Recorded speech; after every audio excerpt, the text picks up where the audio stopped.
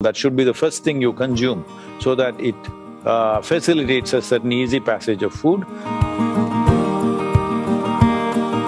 Today, colon cancer, intestinal cancer are becoming so big, the incidence would be much lower. It enhances the aura within the system.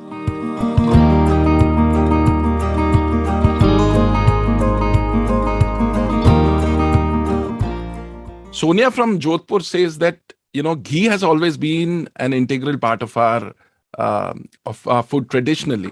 But given our sedentary way of living, does it make sense to continue with it in our food plan, or should we drop it? No, ghee has many useful things. She comes from Jodhpur, which are actually desert lands. In a place like that, ghee is very, very important because if there is… ghee has this capability. Normally, we must understand this. Today, we are mixing it with so many things, ghee and sugar, ghee and carbs and everything. Otherwise, generally, traditionally, ghee was always eaten as the first mouthful. The idea is, she comes from Jodhpur and if she's eating dal bati, well, it's soaked in ghee. There is no way you're going to eat this dal bati without ghee. It has to be soaked in ghee because the roughage of the cereal is such, without ghee, it's very hard for the thing to go through. And the idea of eating the first morsel with ghee is a lubricant which lubricates the entire alimentary canal. That should be the first thing you consume so that it facilitates a certain easy passage of food. And also there is a factor in India, in many ways, chili is the spirit of India, okay? Yeah. So, especially in Rajasthan, chili is,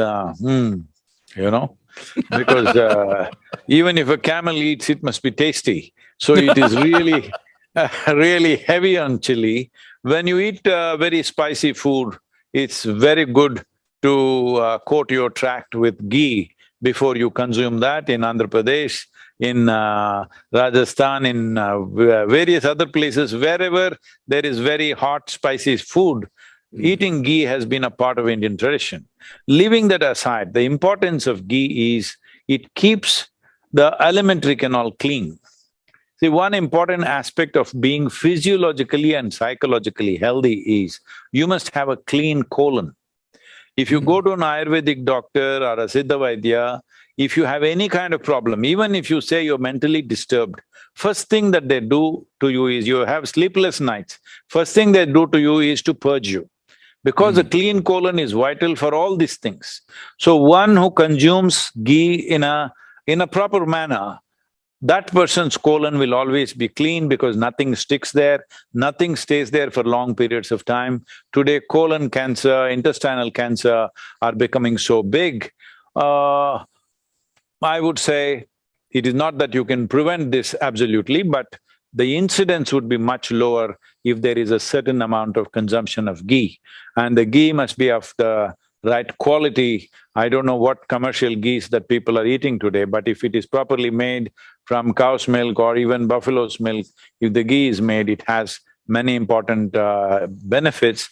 One particular benefit is that this is because you are saying it's an Ayurvedic conference, I think I can take the liberty of saying this. It enhances the aura within the system. The cellular aura will go up and you will have a higher sense of aliveness in the system, which becomes visible in the way you are to people. It's not just by eating ghee. At the same time, if you eat ghee and carbohydrates together, if you ghee and sugar together, then it adds as fat. But if you eat just ghee or just with a small morsel of food that you eat ghee in the beginning, then it works more as a lubricant. Body's ability to digest ghee is very low when ghee goes in by itself. But when it is mixed with something else and goes, it tends to add fat. So in terms of sedentary life the question had, the sedentary life issue, that is relevant only when you're mixing it with sugar and carb. Otherwise, ghee does not make you fatten up in any way. It works more as a lubricant in the alimentary canal.